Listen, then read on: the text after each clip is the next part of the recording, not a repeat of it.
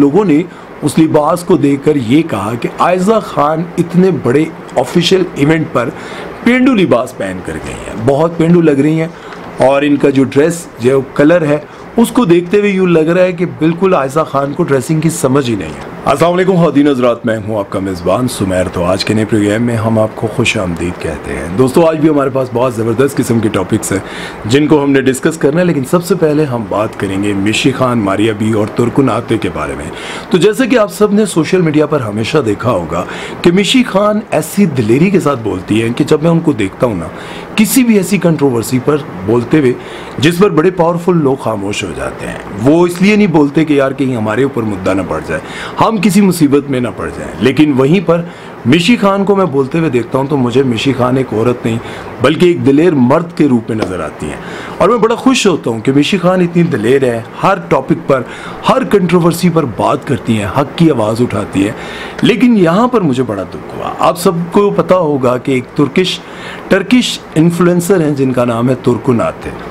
उन्होंने मारिया बी के कपड़ों की प्रमोशन की। मारिया बी ने उनको कहा कि आप मेरे कपड़ों की प्रमोशन करें। उन्होंने वहाँ पर प्रॉपर तरीके से वो कैमरामैन, शूट, सब कुछ किया, मतलब हर चीज़ की। उसके बाद मारिया बी ने उनको पैसे देने से इनकार कर दिया। वो काफ़ी दिन फ़ोन करती रही। फ़ोन करने के बाद अब ये कहते हैं कि कहानी एक तरफ की। उन्होंने स्क्रीनशॉट्स भी शो किए, सारा कुछ शो किया। ऐसा नहीं है कि उन्होंने सिर्फ अपनी तरफ से कहानी बनाकर पेश कर दी। और जो तुर्कुन आते हैं, मैं आपको बताता चलूँ कि वो पाकिस्तान में पढ़ती थी। यहाँ पर एक लड़के से उनको मोहब्बत हुई, शादी हो गई। वो उर्दू बहुत अच्छा बोलती हैं और उसके बाद वो पूरी दुनिया में पाकिस्तान का बहुत अच्छा फेस लेकर आती हैं, पूरी दुनिया में पाकिस्तान की बड़ी तारीफ़ें करती हैं। लेकिन दुख की बात यह है कि मारिया बी ने उनसे प्रमोशन करवाई, सारा कुछ करवाया और उनको पैसे नहीं दिए। अब मैं ये आपको शॉर्ट बता रहा हूँ सारी कहानी। मारिया बी ने भी इस पर बात की कि वो पैसे ज़्यादा मांग रही थी। हमने जितने तय किए थे उससे वो ज़्यादा मांग रही थी। खैर, जब उन्होंने ये सारा कुछ शो किया तो उसके बाद उन्होंने कहा कि मैं तुम्हारे पैसों पर थूकती भी नहीं हूँ। अब इस पर मिशी खान आती हैं सामने। मैंने जब ये वीडियो देखा तो मैंने सोचा कि शायद मिशी खान ये बोलें कि मारिया बी ने बहुत गलत किया, क्योंकि पाकिस्तान में पहले भी अर्तुगरुल का किरदार अदा करने वाले क्या नाम था उनका यार, जिन्होंने अर्तुगरुल का किरदार अदा किया था, मुझे नाम भूल गया। बहरहाल वो पाकिस्तान आए थे, उनको काशिफ ज़मीर लेकर आए थे। और जब वो पाकिस्तान से वापस गए तो उन्होंने जाकर एम्बेसी में कहा कि पाकिस्तान में गया था, वहाँ पर मेरी इतनी पेमेंट फंसी हुई है। और काशिफ ज़मीर को FIA वालों ने उठाया था, इन पर FIRs वगैरह भी हुई थी और तब जाकर उनकी पेमेंट क्लियर हुई थी। अब ये दूसरी बार पाकिस्तान की तरफ से ऐसा हो रहा है तो ये बड़ा बुरा है।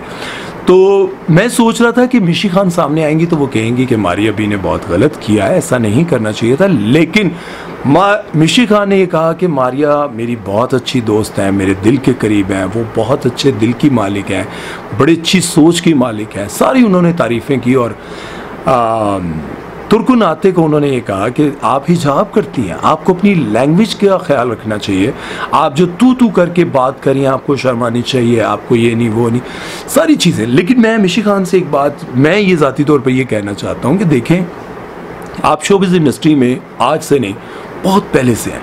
आपको ये पता होगा कि शोबिज़ इंडस्ट्री में पेमेंट का बहुत बड़ा मसला होता है, क्योंकि मैंने फेस किया हुआ है। मुझे पता है कि जब आपको पैसों की ज़रूरत होती है तब आपको मिलते नहीं हैं। अब तो खैर थोड़ा रिवाज चेंज हो गया, अब तो एक्टर्स आधी पेमेंट लेते हैं और उसके बाद फिर कहते हैं आएंगे तब जब बाकी की पेमेंट कर दोगे। तो अब मुझे ये बताएं कि जब एक बंदा काम कर ले, वहाँ पर फोटोग्राफर, शूट्स के लिए सब चीज़ें अरेंज करके आपको एक कंप्लीट प्रोग्राम तैयार करके दे दें और आप वो पेमेंट ना करें और कहें कि वो नहीं वो हमने करवाना ही नहीं है, हमने नहीं, तो आप मुझे ये बताएं कि उसको कैसा लगता होगा। और उसके बाद वो लगातार मैसेजेस, कॉल, सब कुछ कर रही हो, तब जब आपको रिप्लाई ना आता हो, आपको आपकी पेमेंट ना मिले, तो फिर क्या होगा?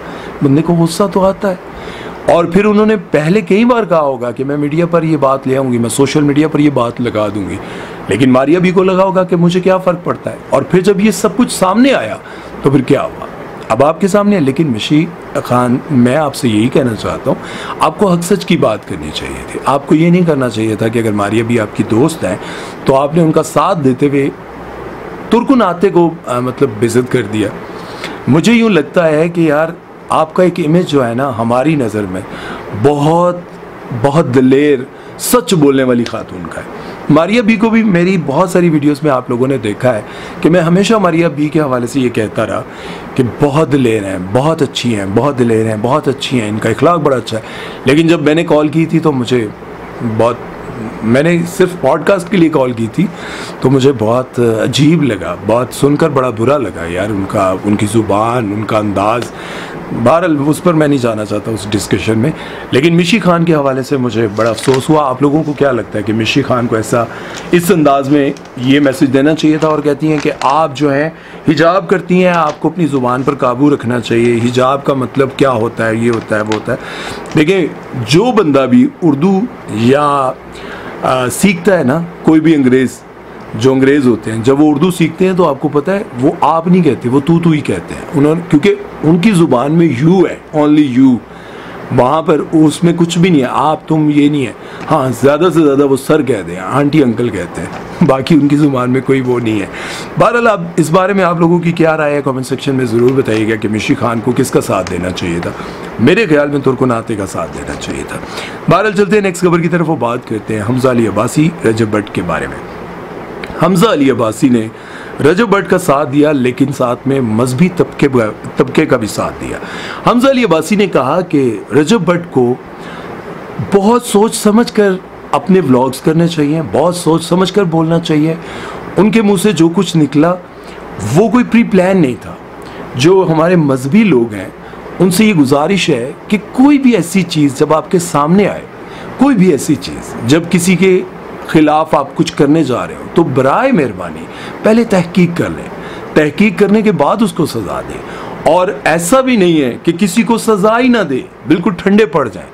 बिल्कुल ये जज्बात, ये सब कुछ ऐसे ही रहने चाहिए, क्योंकि अगर हम लोगों ने लोगों को ना टांगा, मतलब लोगों को सज़ाएं ना दी, तो फिर वही हाल होगा। जो मजहबी तबका है जो इस बारे में ज़्यादा स्ट्रिक्ट है, उनके भी कुछ जायज़ पॉइंट्स हैं। वो कहते हैं कि जी अगर हम इतने स्ट्रिक्ट नहीं होंगे तो फिर आए दिन जो है लोग यहाँ पे मजाक बनाएंगे। हमारा मजहबी तबका थोड़ा सा इस बारे में सोचे कि अगर कोई बंदा माफ़ी मांग रहा है तो फिर उसको माफ़ कर दें। जो क्रिश्चियनिटी में हो रहा है वहाँ तो लोग बाकायदा कॉमेडी प्ले बनाते हैं, कॉमेडी करते हैं इस पर। लेकिन अगर हम लोगों ने इस पर आवाज़ उठाना बंद कर दी और हमने भी लोगों को रिलीफ देना शुरू कर दिया तो हमारे मज़हब का भी मजाक बन के रह जाएगा। लेकिन जितने भी लोग हैं, जो इन्फ्लुएंसर हैं, जो आकर यहाँ पर कैमरे के सामने बात करते हैं, पब्लिक में बात करते हैं, टीवी पे आके बात करते हैं, उन लोगों को इस चीज़ का ख्याल रखना चाहिए कि दो चीज़ों की कभी भी लिमिट्स क्रॉस नहीं करनी चाहिए। एक, नबी करीम सल्लल्लाहु अलैहि वसल्लम के हवाले से कोई भी ऐसी बात नहीं करनी चाहिए, और दूसरा अपने मज़हब के हवाले से आपको सोच समझ कर बोलना चाहिए। इस पर उन्होंने साथ में अब ये भी कहा कि रजब भट्ट से जाने अनजाने में गलती हुई, उनको माफ़ करना चाहिए। और दूसरी तरफ मजहबी तबके का भी साथ देते हुए कहा कि आप लोगों को अपनी बाउंड्रीज और अपनी ये जो कार्रवाइयाँ हैं ऐसे ही जारी रखनी चाहिए, लेकिन तहकीक किए बगैर किसी को भी सज़ा ना दें। ये ना हो कि कोई इल्ज़ाम लगाए, झूठा इल्ज़ाम लगाए और उस झूठे इल्ज़ाम के चक्कर में वो मारा जाए या मारी जाए। इस पर बहुत एहतियात करें। लेकिन जितने भी लोग हैं उनको पता है कि हमने नबी करीम सल्लल्लाहु अलैहि वसल्लम की ज़ात पर एक लफ्ज़ बर्दाश्त नहीं करना, और इंशाल्लाह हमने नहीं करना। हमने अपनी औलाद को भी, अपने बच्चों को भी सिखाना है, क्योंकि उन पर सब कुछ कुर्बान करने के लिए हम तैयार हैं, ठीक है।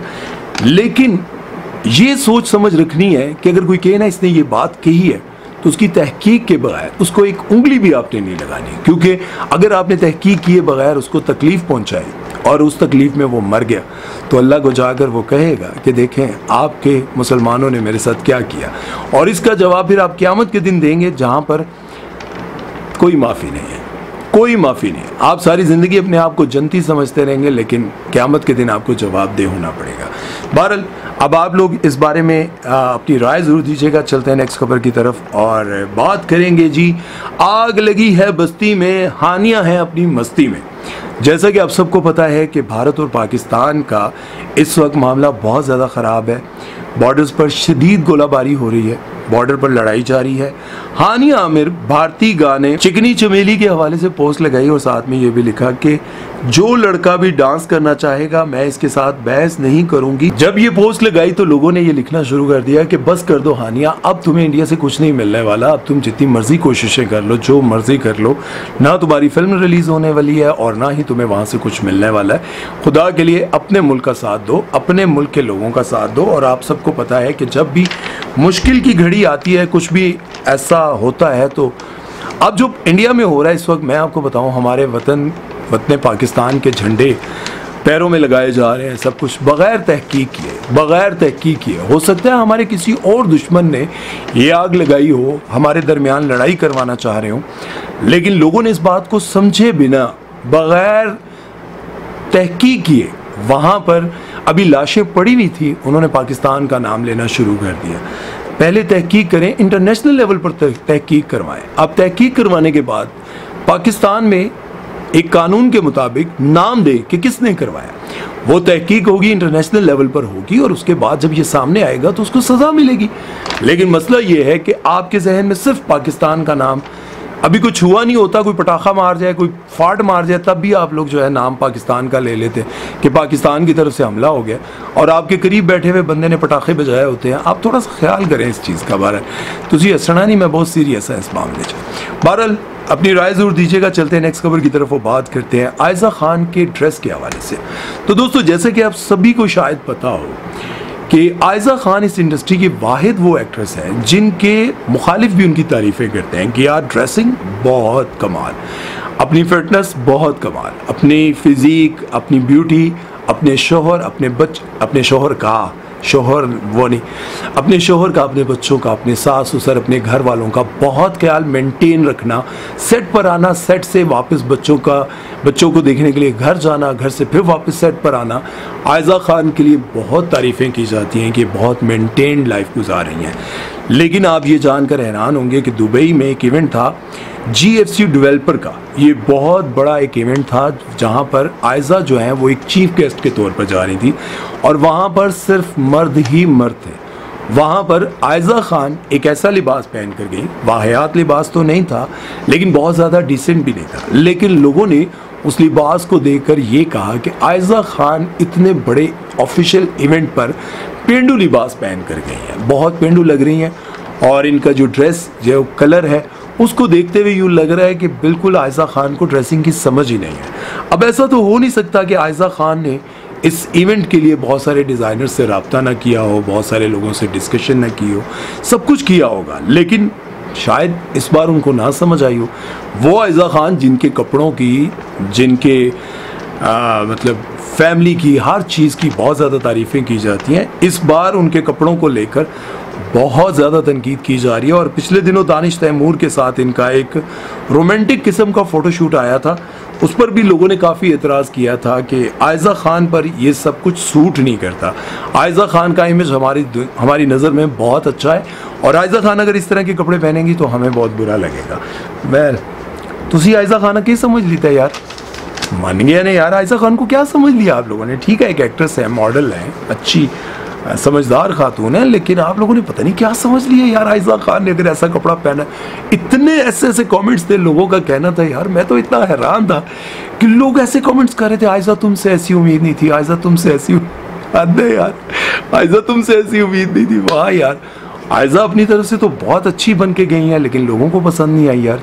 लेकिन लोग इस तरह कहने लग जाते हैं जैसे उनका कोई पर्सनल किसी ने जो है ना काम ख़राब कर दिया हो। बहरहाल इस बारे में आप लोगों का क्या कहना है कमेंट सेक्शन में ज़रूर बताइएगा। जाते जाते एक बात ज़रूर कहना चाहूँगा, बहुत सारे इंडियंस मेरे प्रोग्राम को देखते हैं, मेरी वीडियोस को देखते हैं। आप लोग एक बात अपने दिमाग से सोचें, पाकिस्तान के लोग या पाकिस्तान के मीडिया पर आपको कभी ये नज़र आता है हर वक्त कोई प्रोग्राम इंडिया के हवाले से? कभी नहीं नज़र आता। लेकिन आप अपने टीवी चैनल पर देखेंगे तो आपको पाकिस्तान के बहुत सारे लोगों के हवाले से हर वक्त प्रोग्राम नज़र आ रहा होता है। हर वक्त हमारे किसी न किसी लीडर या किसी न किसी फौजी लीडरशिप किसी भी जगह किसी भी पोस्ट के हवाले से आप लोगों को बात करते हुए लोग नज़र आएंगे, लेकिन हमारे चैनल्स पर आपको नहीं नज़र आएगा। मैं ये समझना चाहता हूँ, बल्कि समझाना चाहता हूँ कि देखें, हम लोग पड़ोसी हैं, हमें ये बात समझनी है, हमने अपने बच्चों को सिखाना है कि हमने दुनिया में तरक्की करनी है, लड़ना नहीं है।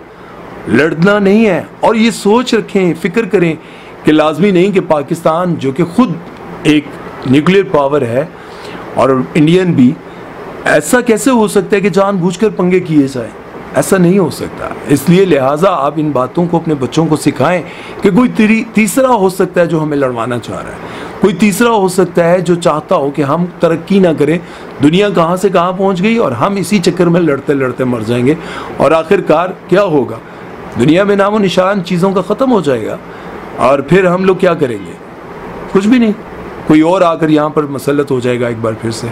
क्या आप और हम यही चाहते हैं कि फिर से आकर कोई हम पर हुकूमत करे? नहीं, हम ये नहीं चाहते। हम चाहते हैं कि हमारा मुल्क भी तरक्की करे, आप भी अपने मुल्क में तरक्की करें और इस लड़ाई झगड़े को ख़त्म करें। अपने बच्चों को ये सिखाएं।